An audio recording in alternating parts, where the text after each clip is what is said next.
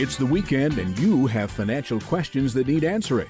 That can only mean one thing. It's time for Jill on Money, the show that takes the mystery out of your finances. Here's your host, Jill Schlesinger.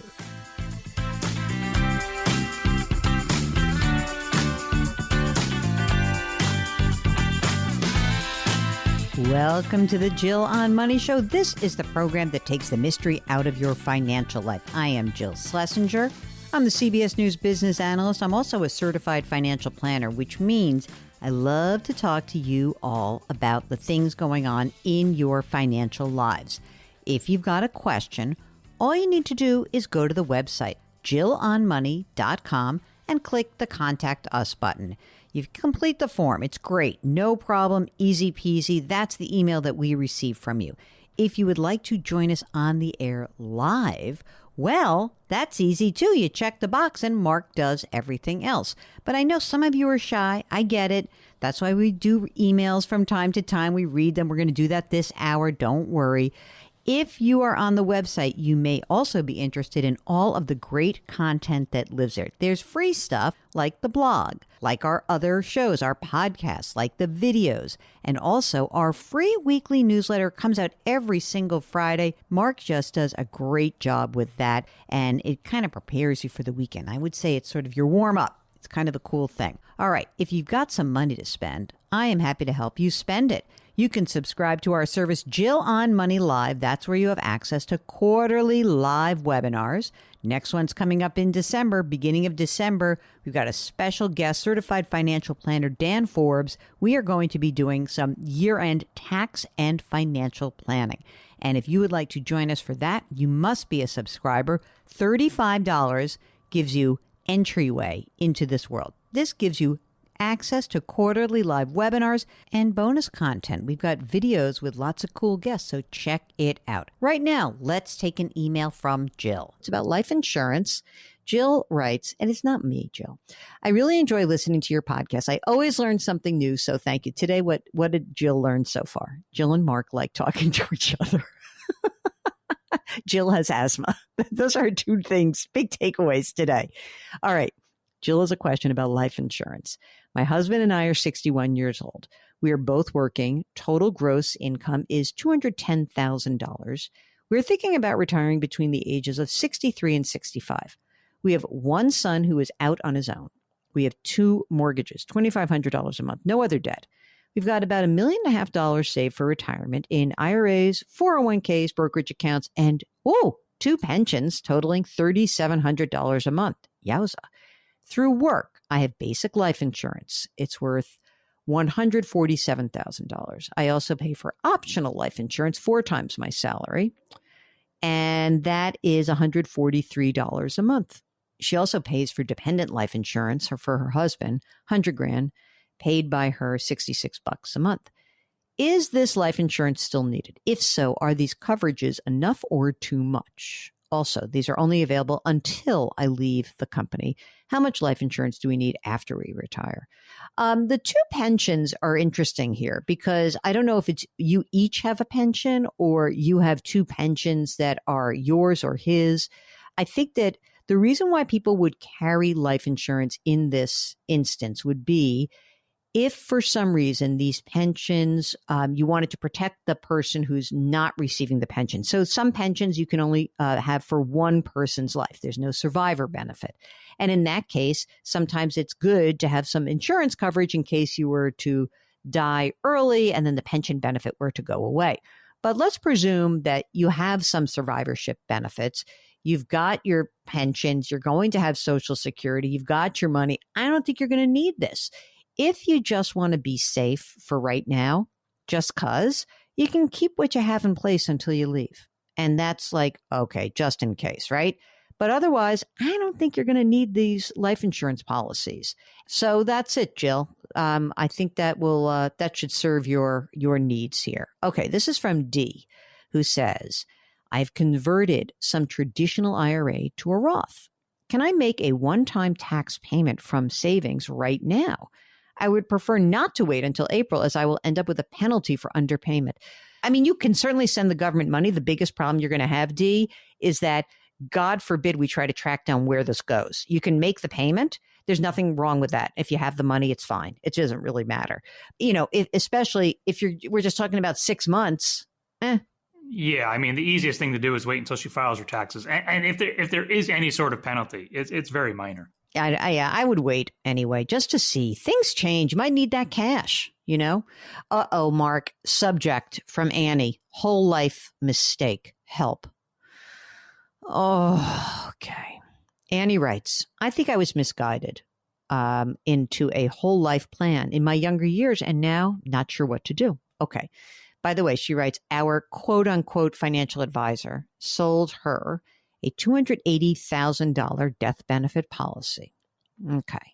The annual premium is $6,000. The surrender value is $30,000. From listening to your show, I don't think this is the best investment. Now, I'm not sure how to get out of it. How do you recommend I do this? Will surrendering the policy cause a tax event? I would need to replace the term to meet the coverage goal that I have. Okay, here's what's going on with them. She and her husband are 40 years old. They make $350,000 in salary, another $20,000 from income. No, sorry, $350,000 total salary and $20,000 from income property. There's $800,000 in a brokerage account. There's $300,000 in a 401k. Savings account, $90,000. 2 homes. One is a small short-term rental. Both have around a value of $1.2 million with $400,000 left on a mortgage. 3 small kids, 4, 6, 10. $15,000 in 529 plans. All of their other end-of-life stuff in order, wills, blah, blah, blah. We've discontinued our relationship with this advisor, in case you're curious. We will be looking for a fiduciary next time we hire help with our finances. Okay. Annie says, I'm a huge fan of the show. I've learned so much. Thank you. Okay. Do not give up this policy until we get you the amount of insurance you need. So you can do that you can literally go to Policy Genius or Haven Life, or you can go online and just let's see how much insurance you actually need. Now, what you can do is wherever the company, whatever the 800 number is for the policy, what you do is you call up that 800 number and you say, if I surrendered the policy right now, would there be a tax event? It may not be a tax event. And I'll tell you why. Because if you put more money into the policy through annual premiums than you are getting out in surrender value, there's no tax event. If the surrender value is higher than what you put in, then there will be a tax event, but it won't be that much. And you probably don't need this policy. So first, let's find out what the tax impact could be. And then let's make sure you get enough term life to cover what your needs are. And for everyone else listening, these whole life, universal life policies that are sold, notice I say sold, not purchased, they are only really advisable in a fraction of the circumstances in which they are sold. If you've got a financial question, just go to our website, JillOnMoney.com, and click the Contact Us button. It's the Jill on Money Show. We'll be right back.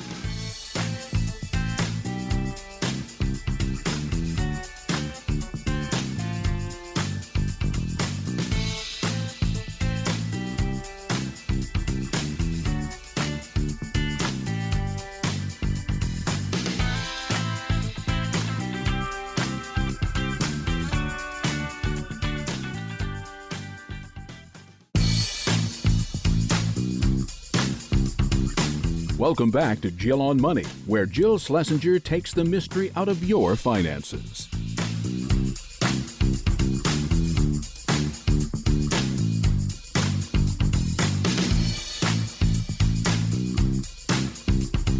You're back. It's Jill on Money. We are answering your financial questions. So if you have one, or you're trying to make a big decision in your life and you want to know how your money plays into that decision, give us a holler. Go to JillOnMoney.com and click the Contact Us button. If you'd like to come on the air, just check the box. Mark does everything else because he's so good like that. Right now, let's get to an email. This is from Lisa, who says, Hi, Jill and Mark.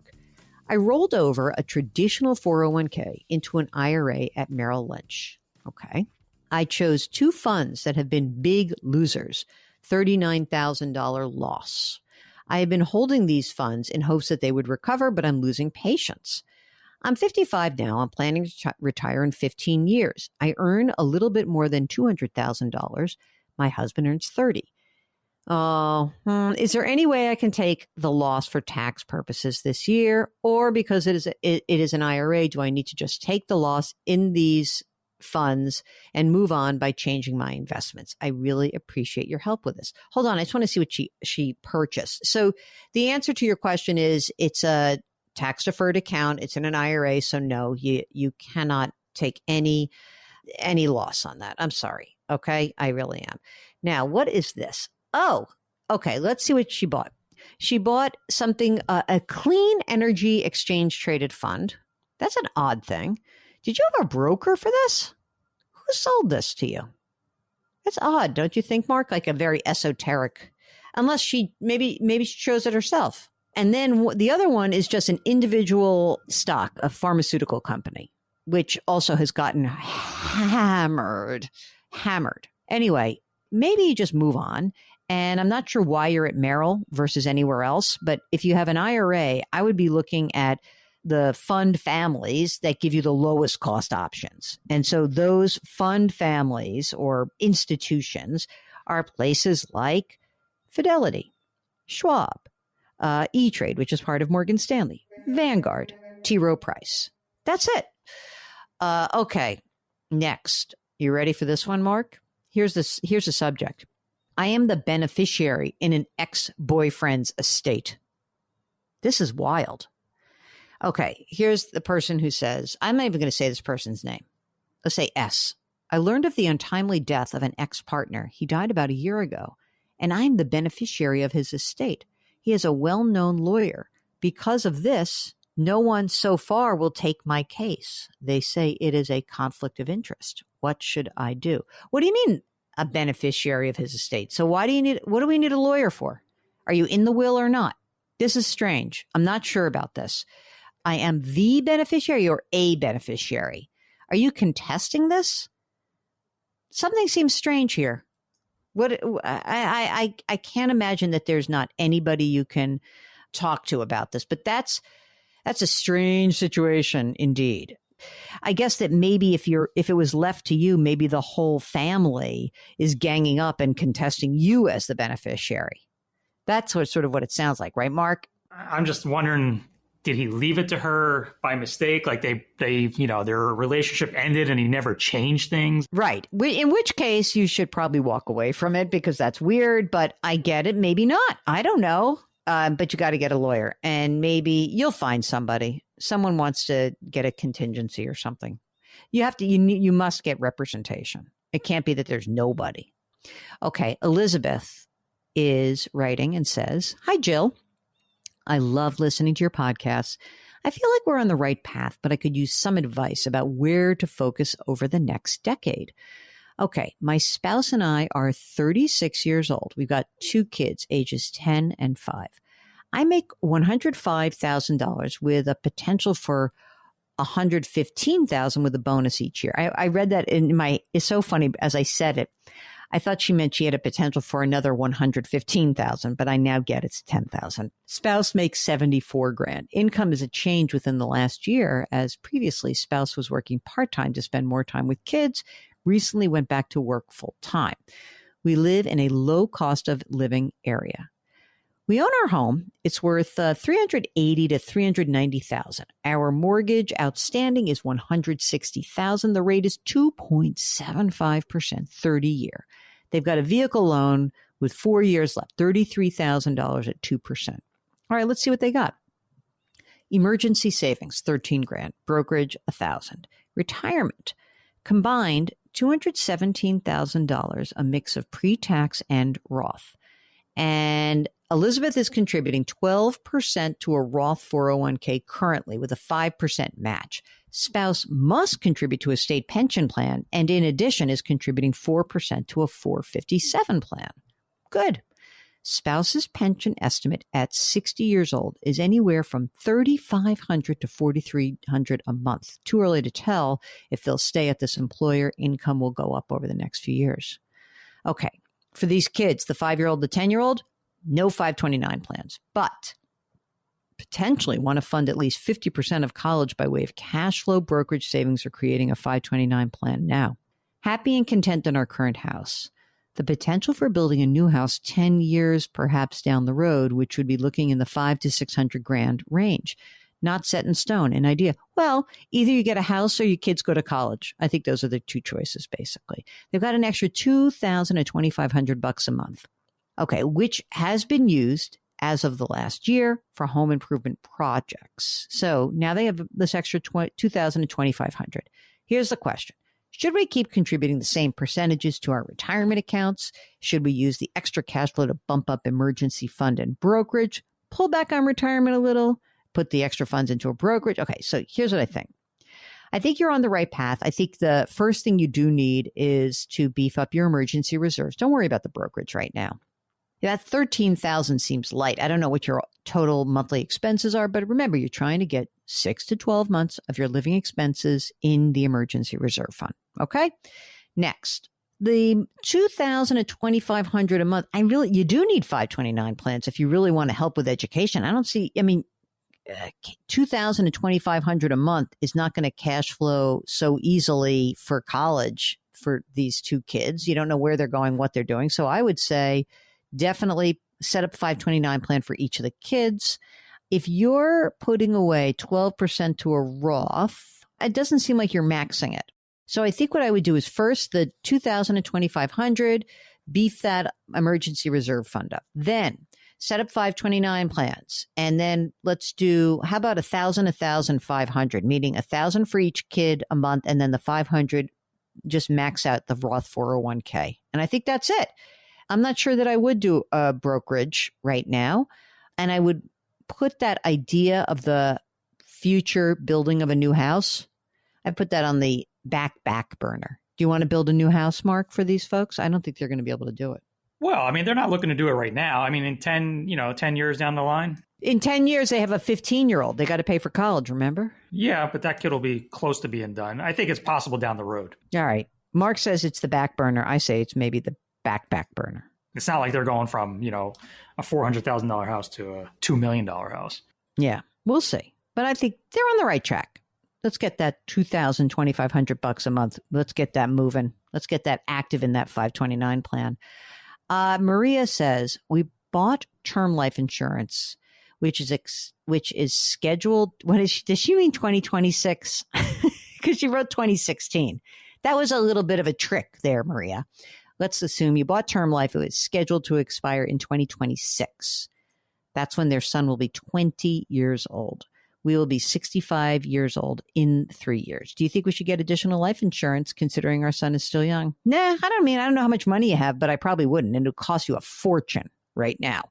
I'd like to hear about what other assets you have and how you plan on hitting these retirement goals. Hopefully you don't need it. I'm hopeful that you don't need it. Usually once the kid's 20, 22, you don't need that life insurance. People love life insurance though, don't they? God. It's a necessary evil. If you have a financial question, get in touch with us. JillOnMoney.com. We'll be right back.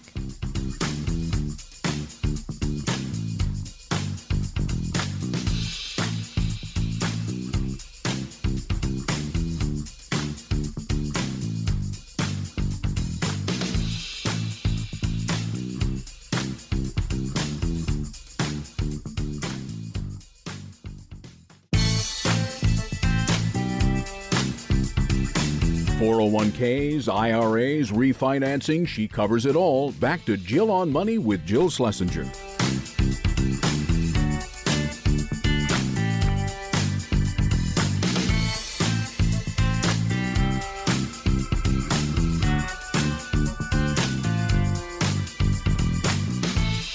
You're back. It's the Jill on Money Show, and we are here trying to help you make better financial decisions. Not the best. We're not into optimization.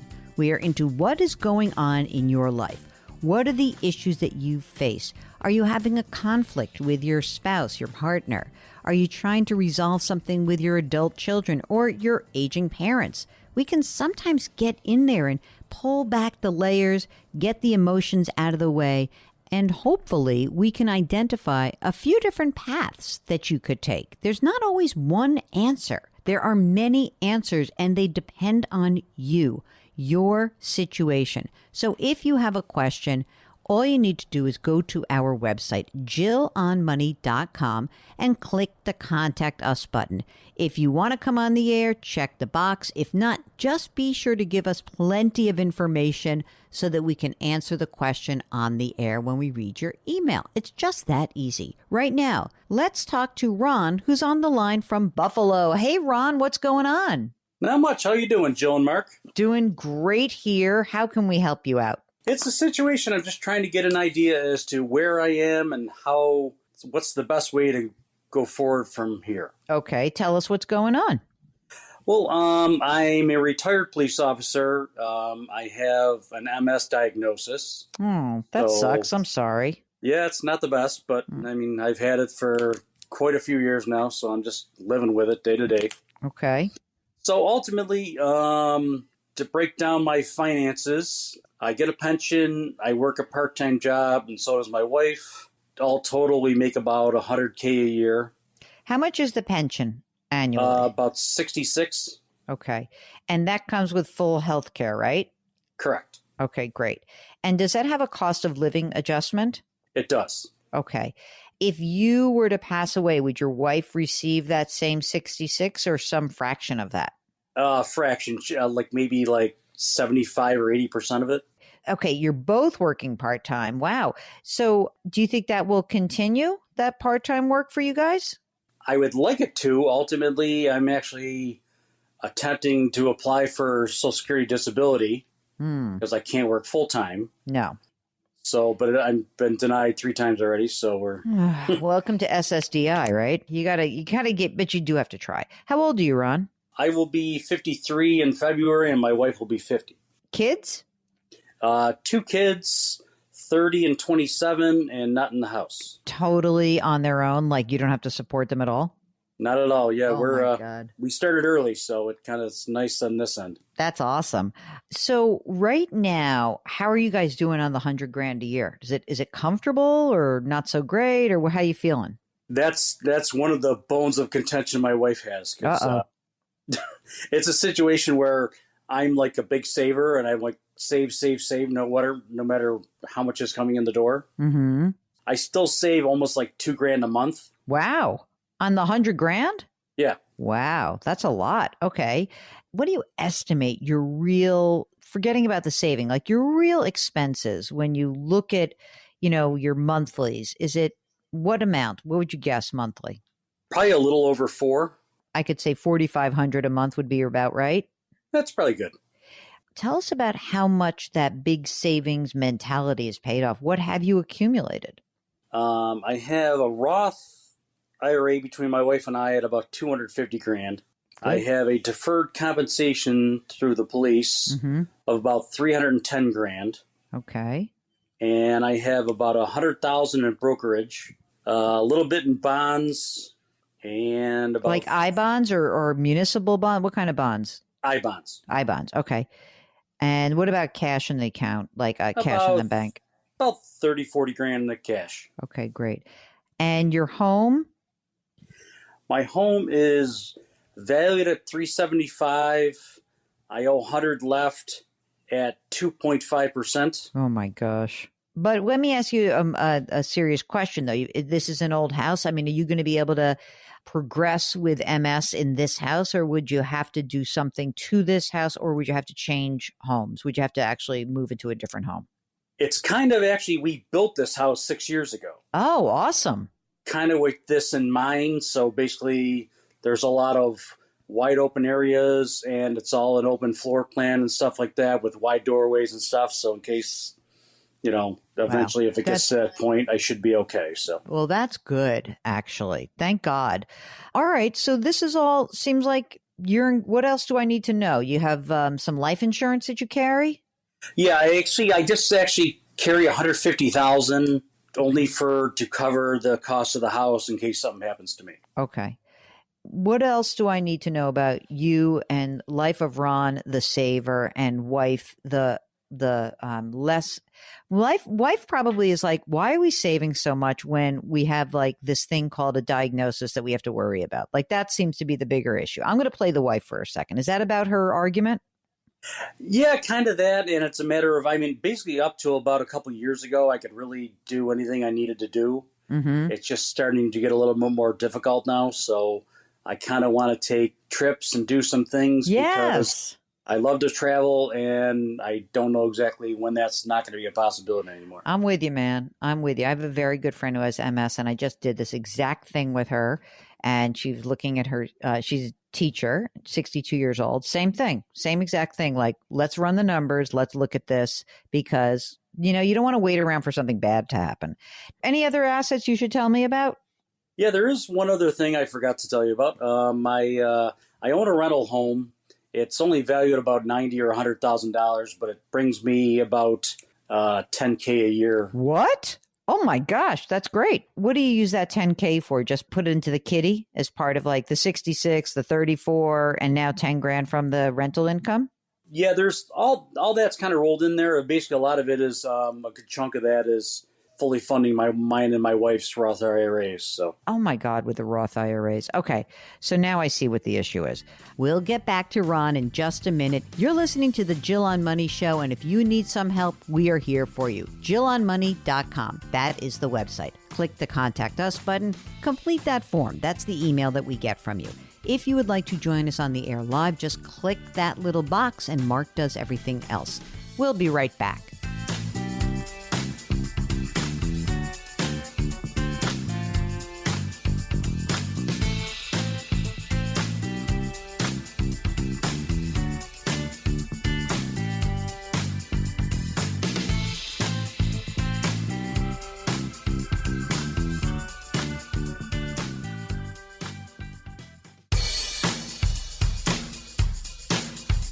Do I invest here? Should I put my money there? Jill Schlesinger can help you. Back to Jill on Money.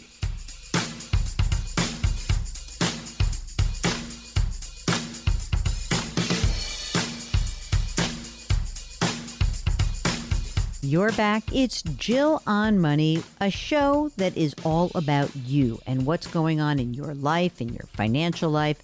Sometimes there can be some pretty serious issues, but even if you think it's not that serious, give us a holler if there's something keeping you up at night. Just go to JillOnMoney.com and click the Contact Us button. Right now, let's get back to our listener, Ron, who's on the line from Buffalo. Is the question that you have at this point, should you be saving or do you want permission to spend? What are we solving for right now?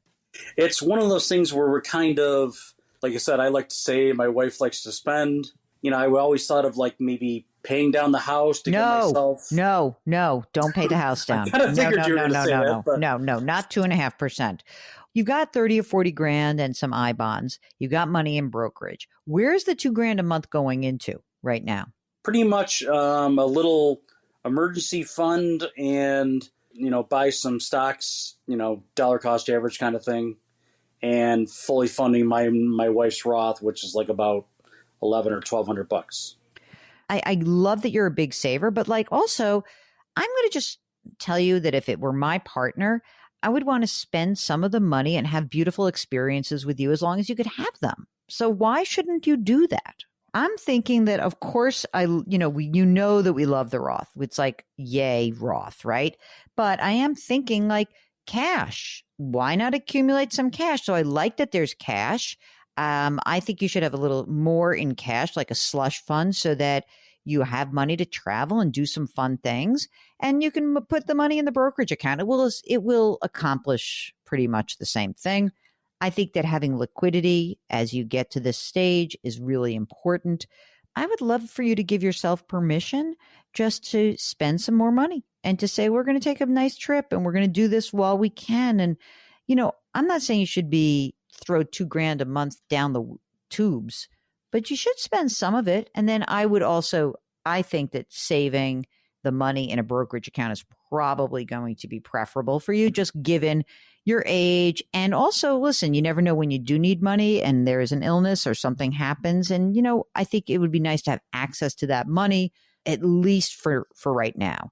Does that seem okay to you when I tell you, we're saying like, oh, come on, give yourself a little break. Can you hear that? And do you think you can do it? I definitely think I could do it. It's one of those things where, again, because it's one of those things I'm kind of like, the day-to-day money is, if I spend $100 or $50, it's like, oh, geez, I could have saved that or something. Oh, my God. Wired that way. And dude, you are driving yourself crazy. I think that it's okay for you to say, why not do this?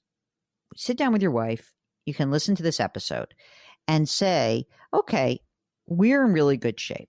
You're not going to have to worry, honey. We are going to be in good shape. And if God forbid something bad happens to me in the future, we're still going to be in good shape.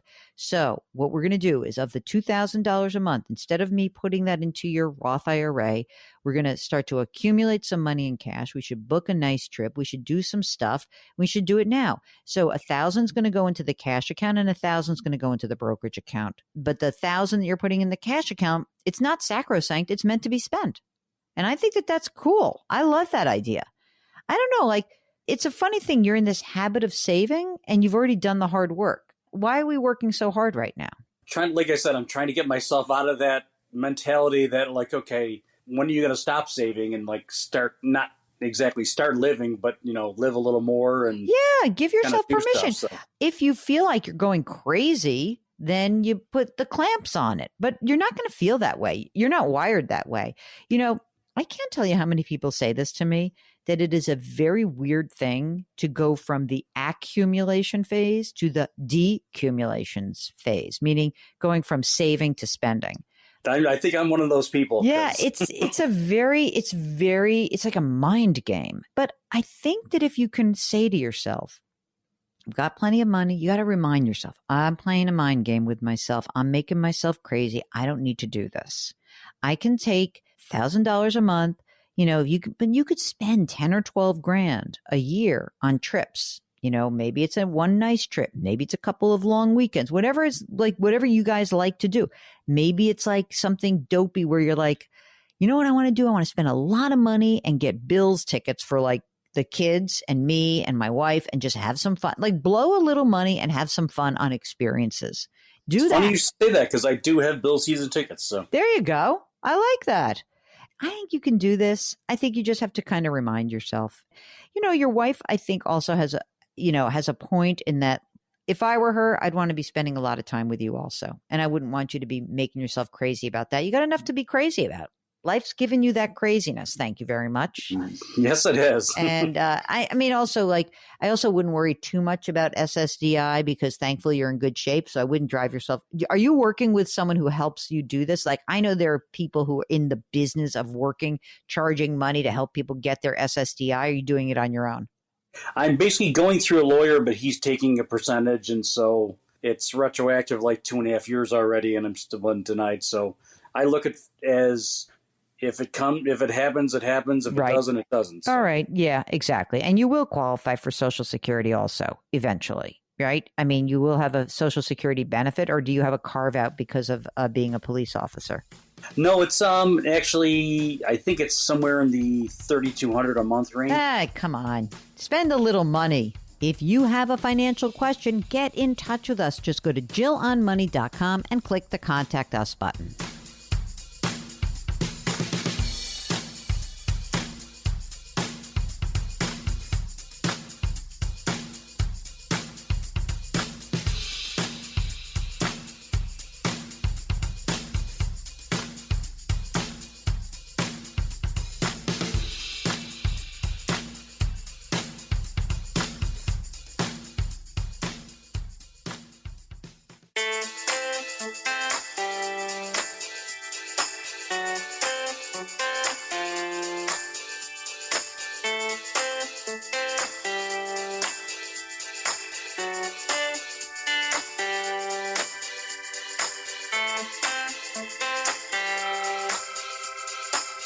You're back. It's Jill on Money, and we are here trying to help you make better financial decisions. Before we finish up the hour, let's do an email. This is from Katie, who writes, I had a question about pension planning. Someone had called in and mentioned retirement milestones, And you had said that they aren't always the best way to judge someone's retirement planning process. I was wondering how pensions might fit into the milestone measuring. Would it be appropriate to take the amount that I would receive this year if I were to leave my company, around $35,000 a year, and divide it by 4% to get some sort of salary multiplier amount? I know milestones aren't foolproof, but I have been both a pension and 401k person. I'm just trying to gauge how I'm doing. Well, first of all, Katie, I encourage you to come join us on the program live because it is much more fun to work through these things together. I understand what you're trying to do, but I think maybe what you might be thinking about is more than what you need.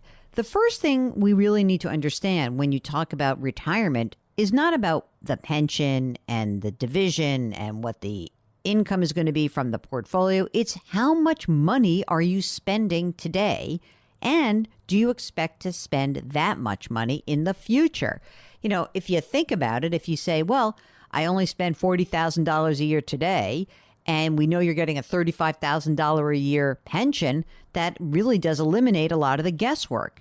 So I would focus more on the expense side, then plug the pension in to see how much you would cover of your expenses, and then add in Social Security. And then we can take some percentage of your retirement assets that you have saved and come up with whether or not you're on track. I hope that helps. All right. If you, like Katie, want to talk about retirement, all you need to do is go to our website, JillOnMoney.com, click the Contact Us button, and we will get your note. The more information you give us, the better. Jill on Money. We'll be right back.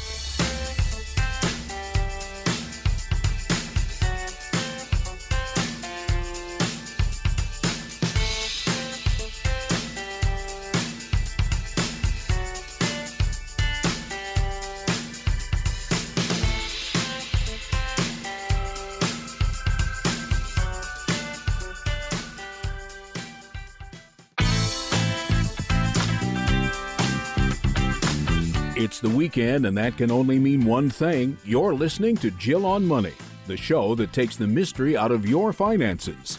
Here's your host, Jill Schlesinger.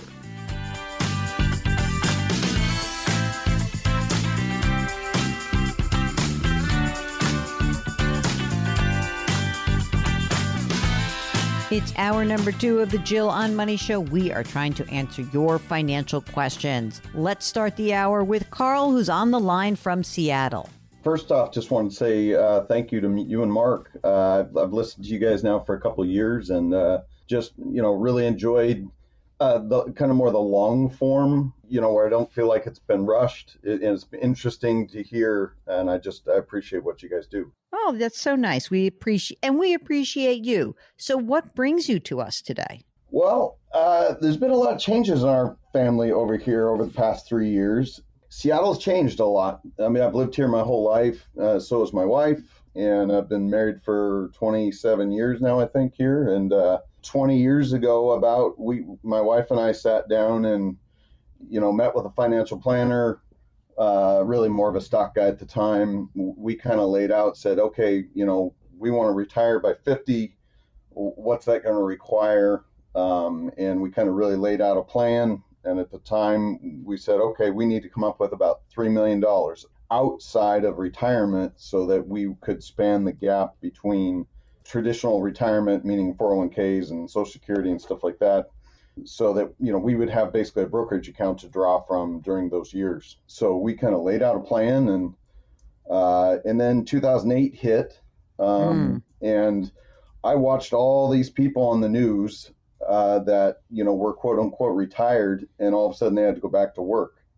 And so I looked at my wife at that time and I said, I don't think 3 million's enough. I think if something catastrophic happened and we lost half our money for some reason, I didn't want to be jumping back into the workforce at the wrong time of my life. And so I said, I think we need to increase our brokerage account to more like $5 million, which seemed unsurmountable at the time. But over the years, we were been very frugal people, and just saved everything we could possibly save. And also we were blessed in 2021, both of my parents passed away, and they had left us an inheritance, which basically at that point we were already, had several $1,000,000, but this really accelerated our savings. And so, and I had been working with my parents for the last probably 5 years to really consolidate their investments and different things. And it made a big difference in their account just by doing that. And so that helped a lot. And then, over the last couple of years, obviously COVID hit. We generally are very conservative people, and Washington State has become a very unfavorable state to anyone that has conservative common sense. And so we just, we looked at all of this and said, is it time for us to leave, basically? And so, and then also our daughter was going to school in University of Montana, and she told us that she wasn't going to come back to Seattle. There's so many things kind of pulling us away from this area that 2021, we sold our rental house, we sold our personal residence, and we purchased a house over in North Idaho. And then, the 2020 elections came around, and I was worried about the economy. And so the idea at the time was I was going to close my business, and, we were all going to be happily ever after in Idaho. But, my security bone kept me from leaving work. And so I have now been commuting back and forth to Idaho from Seattle. Dude, for the last 2 years. And so, it's like I don't remember who the caller was that you said you were going to get hate mail on. And you're going to be one of them. Yeah. And I think it's one of those things though, where you spend so long saving that, it's one of those things where you become fearful of losing everything you've worked for. And, and I do feel like 2008 was a mess. And, we paid off our house in 2010, and we started all over at zero because we took, $250,000, which is all we had at that time. We paid off our house, and we started over with investing because we liquidated everything we had and paid off our house. All right, but let's get to the nut of this, Carl. It's a beautiful story of all of your anxiety and your craziness. Let's talk about today. First of all, how old are you? 51. And your wife is also? Yes. And you are now doing this crazy commute. How much do you earn? It varies a lot, but I would say between 500 and 700, 800. I mean, last couple of years it's been around that. But let's say 500. Let's be like conservative, okay? Yep. Does your wife also work? Yes, but how much does she earn? Doesn't earn that much. I mean, maybe 30, 40 grand a year. Do you have kids? One. How old? 24. And that's the one in Montana. Yes. I knew you had kids. I shouldn't have. I meant to say, like how old is your kid? So I apologize for that. And she's launched. She's good. She's launched. She's good. Let's talk about the assets that you have accumulated. Combined IRA accounts. I thought I'd just combine all this. Combined IRA accounts is around 800,000. Brokerage account is about $5.5 million. Say $5.5 million, right? Yep. See, this is where if you want to send hate mail, start here. Continue. Yep. And then private equity investment, which we made, which is kind of a big unknown piece of this, is $1.3 million. Okay. And then cash is about $1.4 million. Okay. If you were to be, live your life happily right now, how much would it take you to live your life happily right now, just in terms of your expenses? Everything we could possibly think of doing would probably be around 200 grand. Okay. I mean, even then, we probably wouldn't spend all of that at all. So is the question at this point, how do you actually have the comfort level in knowing that you could potentially use your, forgetting, even if I let's just mark down your private equity because it's illiquid and I don't know who you invested with, but let's just pretend that out of the 1.3, you get 500 out of that. Just it would be terrible, but let's just pretend that's what would happen. Their goal on that was 5 to 10 times return, but whatever. Let's just pretend it sucks, okay? And you like that. You like that kind of scenario planning. So you're telling me that we have $6 million that is in a brokerage / PE. Then we have 1.4 million in cash, and you have this 800 grand in the IRA account, right? That's what we got. The place that you bought in Idaho, how much is that worth? About 900. Paid for or mortgage? Paid for. Okay. Is there any other real estate that we should be thinking of? I mean, we've talked about purchasing a house maybe over in Montana, but I mean, we don't have any major plans and we don't need to. We've also talked about helping our daughter purchase a home over there. So that's on our list. Okay. That's fair enough. I get that because that seems kind of reasonable to me. We'll get back to Carl in just a minute. It's the Jill on Money Show, JillOnMoney.com.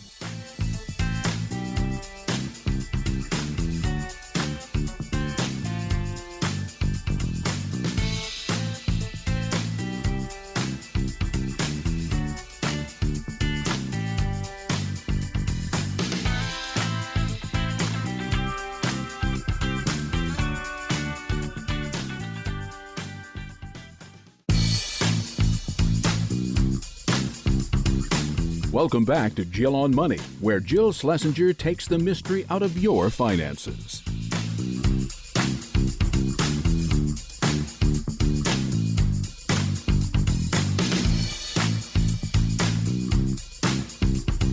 You're back. It's Jill on Money, the program that takes the mystery out of your financial life. Let's get back to Carl from Seattle.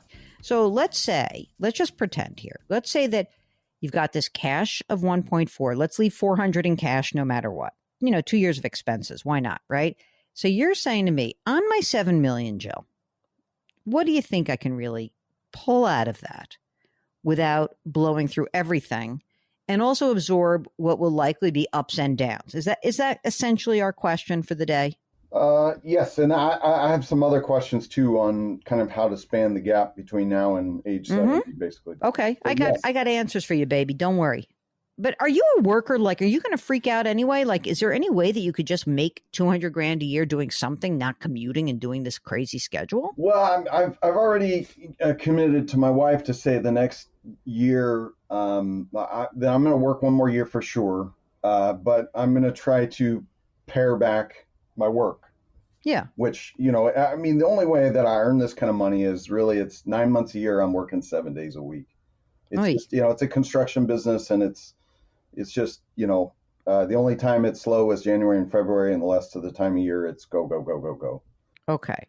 But like, if you're saying to me, again, and you'll eventually collect Social Security, but could you have a withdrawal rate? Meaning, like, could you pull out a certain percentage every year and not run out of money? The answer is yes. You know how you've probably heard of this thing like a withdrawal rate, 4%. I don't even use 4, right? So even if you use 3, that's the right number for you. That gives you your 200 grand. Does not include any Social Security or anything like that. It sounds like you're kind of a nervous, like, this, like you're in construction, you run scenarios all the time. Yep. You're familiar with numbers. These numbers work.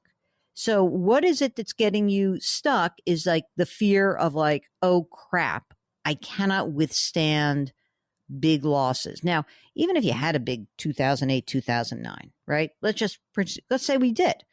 You'd have 2 terrible years and then markets started coming back.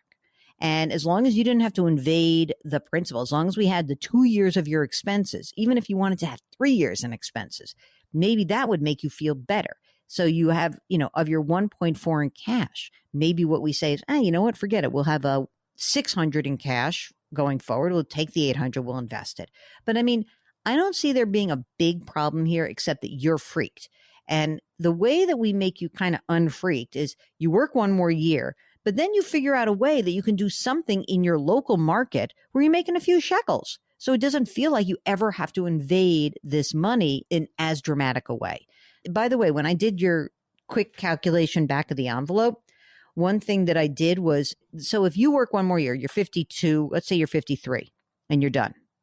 Let's also presume that at that time, you and your wife together are making 150 grand a year.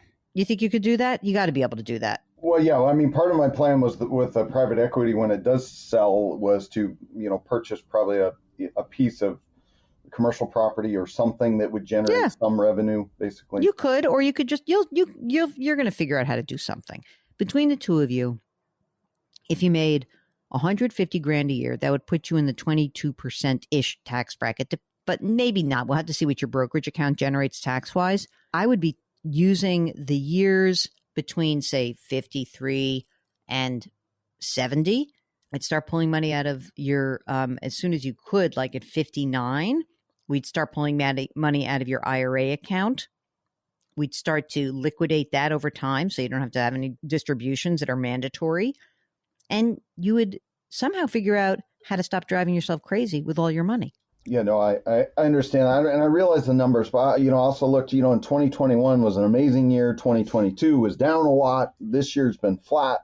So I just kind of look at, and I've changed money managers a couple times in the last 5 years. And, and I feel like they all kind of say, well, we protect you from the downside. And I have a meeting set up at the end of this year to kind of, review all that and say, well, shoot.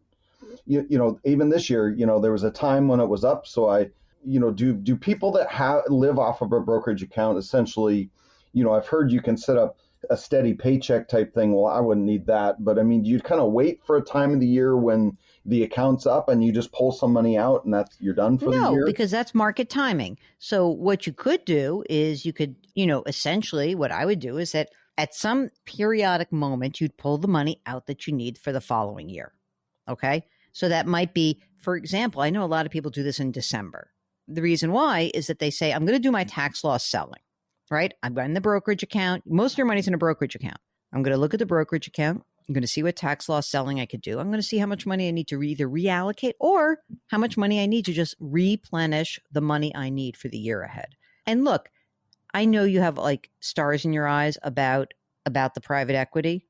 I would just be really careful. I really would. A lot of people have told me that.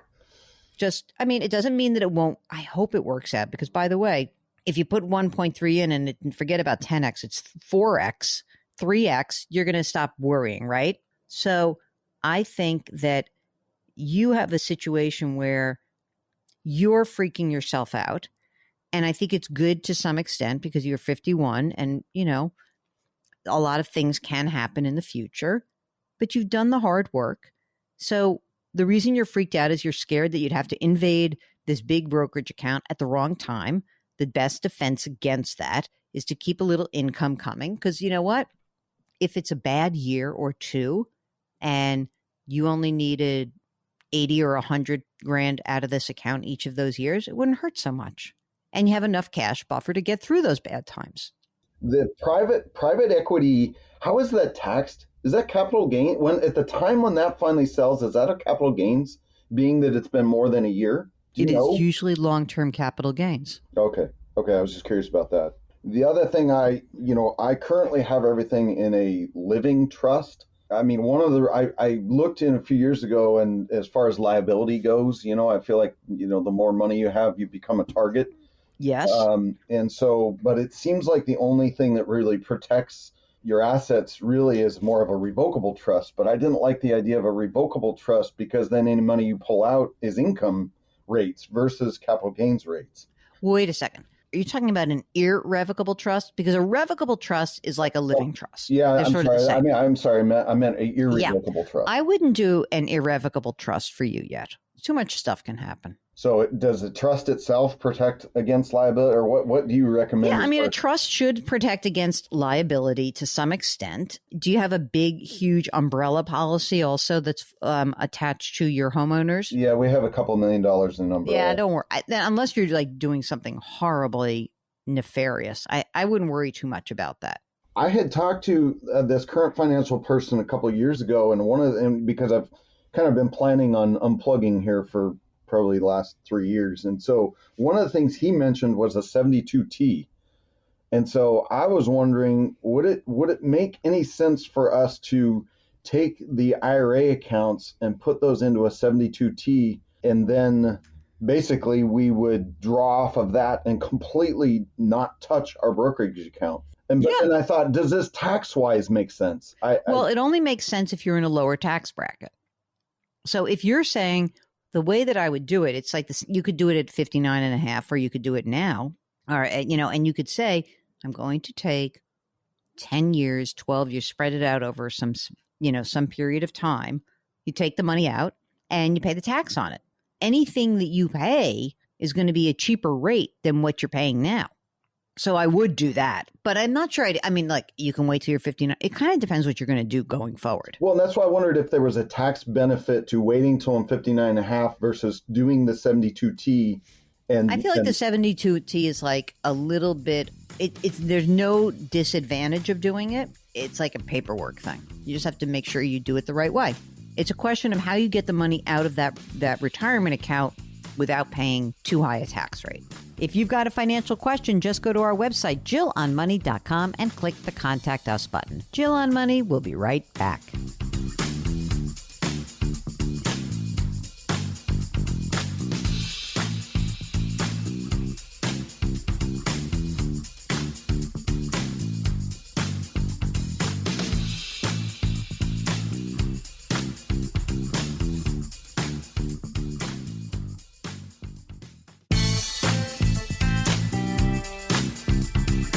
.401ks, IRAs, refinancing, she covers it all. Back to Jill on Money with Jill Schlesinger.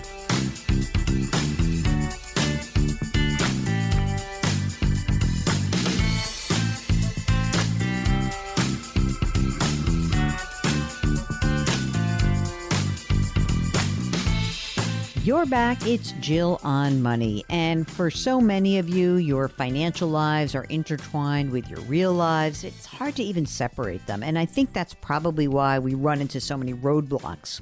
We're emotional. The money seems sort of like a math problem. It's hard to reconcile the two. If you need our assistance, just go to our website, JillOnMoney.com, click the Contact Us button. Complete that form. That's the email that we get from you. If you would like to join us on the air live, just click that little box and Mark does everything else.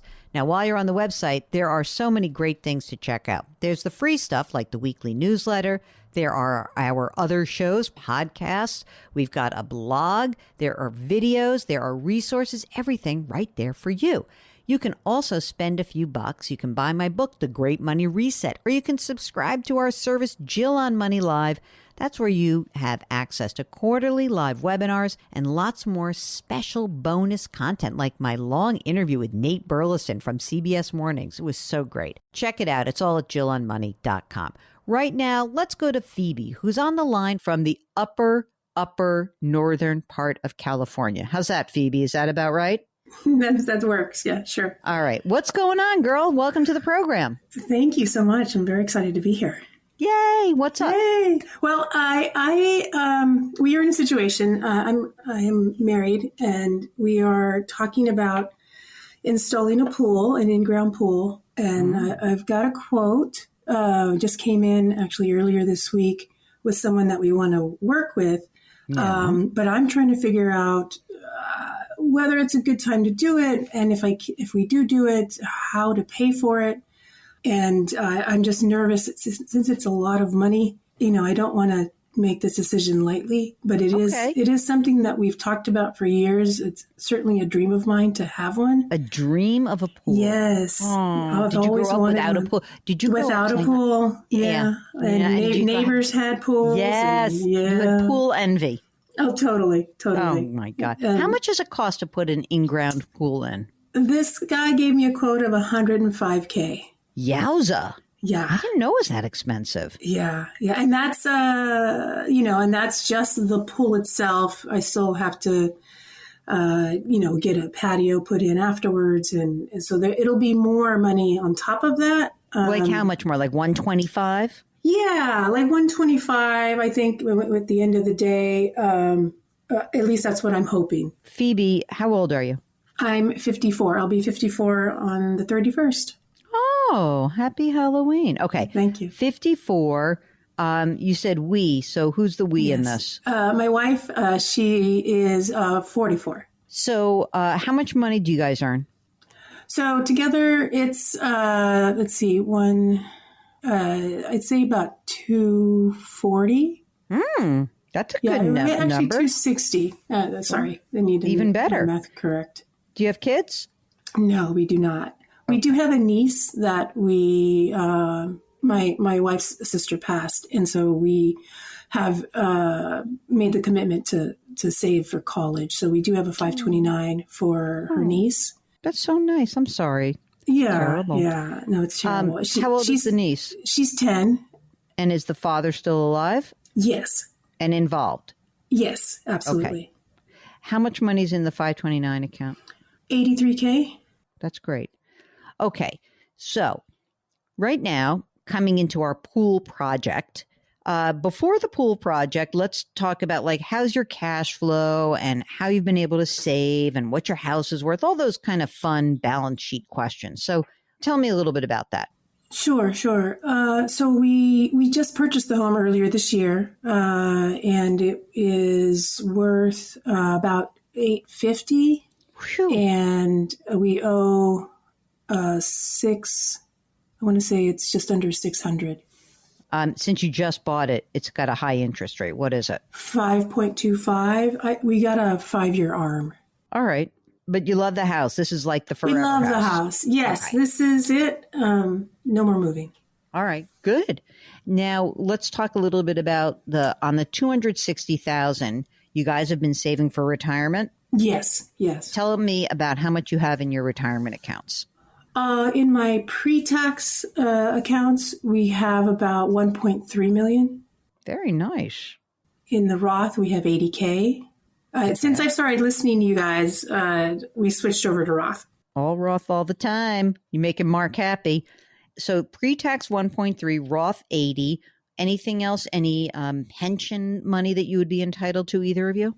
That actually includes the pension money. I had a pension, and I chose the buyout this year. And I do have I-bonds, 43K. 43 in I-bonds. A brokerage account, maybe? And like yes, a brokerage account of 165K. Okay. And then, of course, the money that's in the 529, right? Right. And that's kind of it? Or how about That's just money in the it. bank? Money in the bank, not a lot.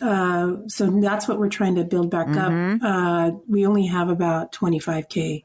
What is like the process and the timing of how all this money, this 125 for the pool, would have to be spent? So he's quoted a couple of months of work, and there would be some payouts throughout those 2 months. So not all at once, not all up front. So yeah, and the timing of it, he could get it done in the spring. So, but I mean, we got to make the plan now. Yes. How much money are you contributing to your retirement account right now? I'd say about 9 to 10%. Okay. And are you saving additional money beyond your retirement contributions? Right now we are, because we were trying to build up the tell me about emergency that. fund. Well, I think we're saving about just $600 or so a month. Okay. And whatever is left over, if we don't travel, there's more to be saved. So sometimes it can be another 800 or so, or 1,000. Just depends. If I look at that brokerage account right now, tell me about the gains and losses. Like, what's it look like right now? No, there's not a lot, because that's just the way the market's been going. I probably have maybe 6K of gains. We'll get back to Phoebe in just a minute. This is the Jill on Money Show.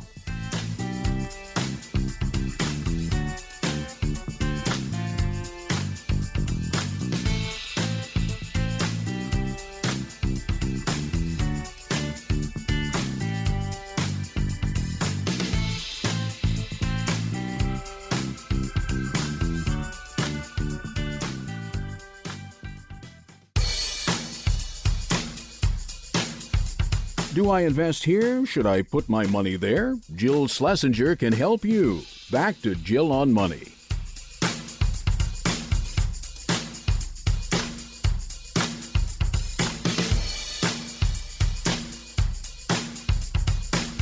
You're back. It's Jill on Money. Now, before we went to the break, we were talking to Phoebe from California, who has this great dream of putting a pool in.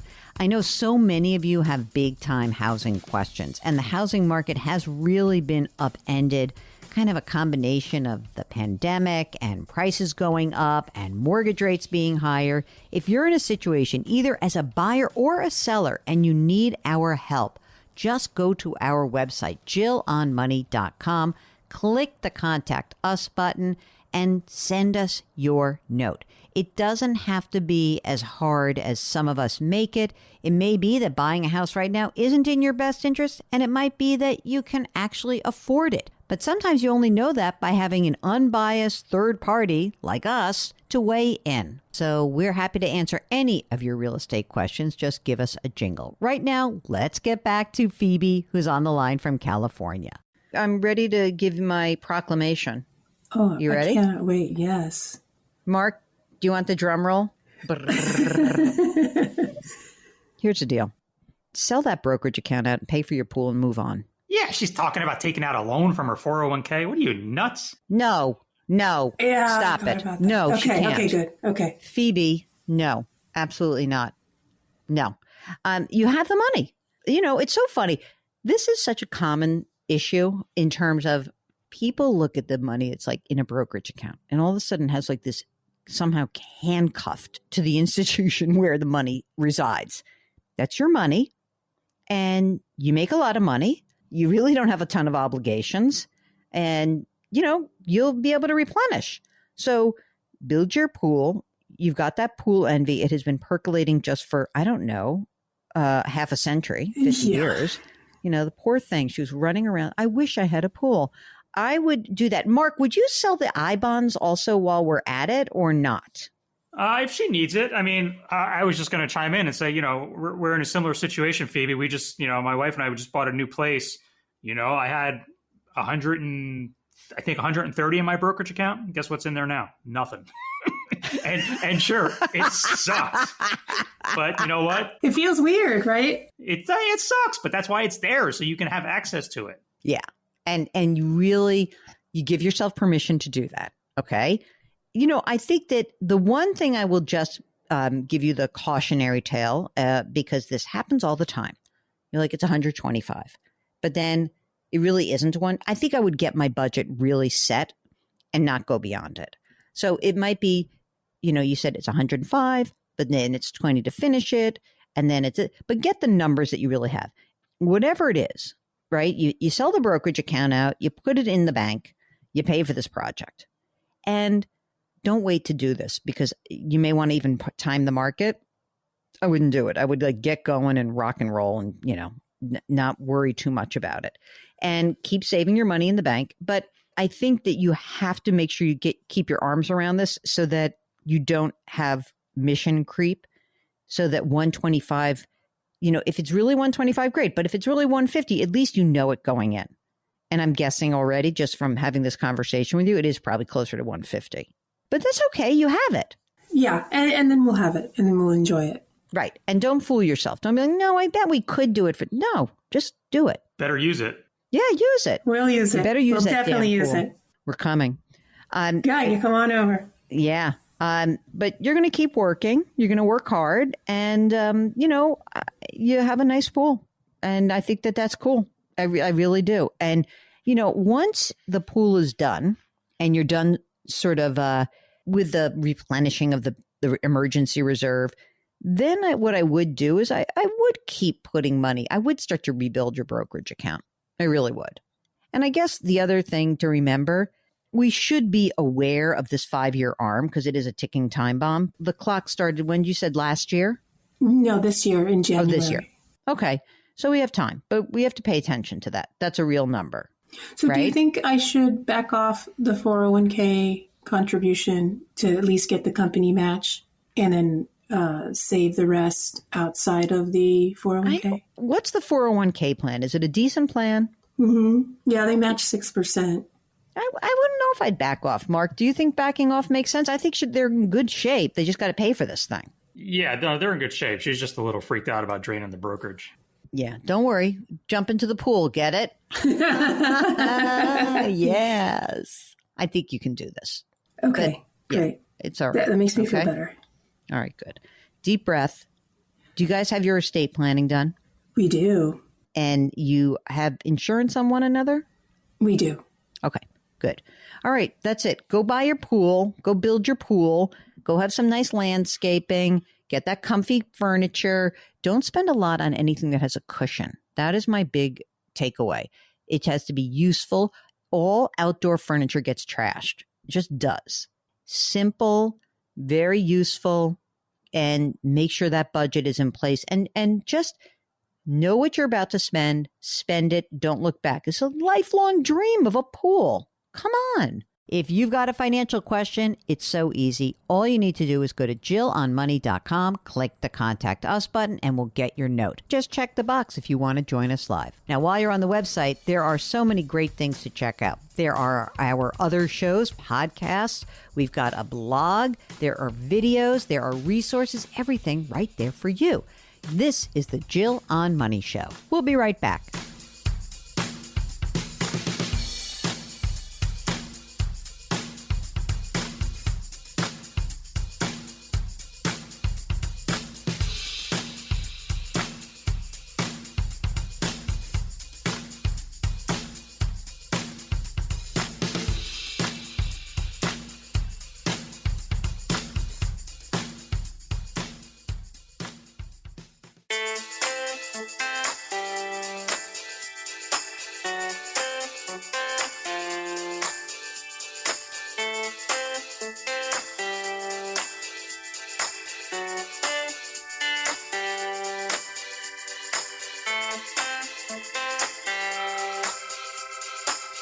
You're back. It's Jill on Money, and we are here answering your financial questions right up into the end of the whole show.